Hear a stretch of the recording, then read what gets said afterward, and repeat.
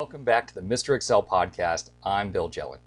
All this week we've been talking about using automatic subtotals, but today's problem involves this worksheet where someone didn't know how to use automatic subtotals. We have data here, and people actually went through and inserted the extra rows and built the subtotals one by one. And now when we need to get a grand total for this, it could be a real pain. Now, in this little example, there's only 3 totals, so it's not bad. I could actually build a formula that points to all 3 of those, but what if we had 100 customers? The formula would have 100 terms. It would be horrible to do that. Well, there's an old accounting trick that I learned from an old accountant that solves this problem. It's pretty amazing. If you think about it, every number in this report is in there exactly twice.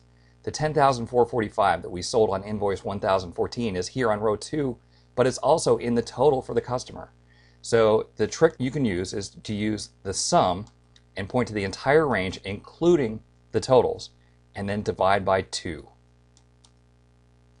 142722. Now, the first time you try this, you're going to have to go through and check it just to prove to yourself that it works. But I did that the first time, and I realized it is a great way to save time.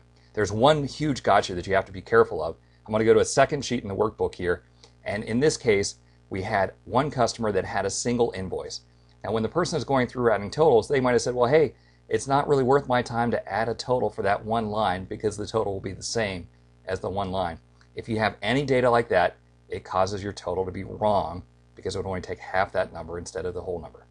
So, the old accountant's trick, total everything and divide by 2 to get the real total, although you have to watch out for any single entries that the person never totaled. Thanks for stopping by. We'll see you tomorrow for another podcast from Mr. Excel.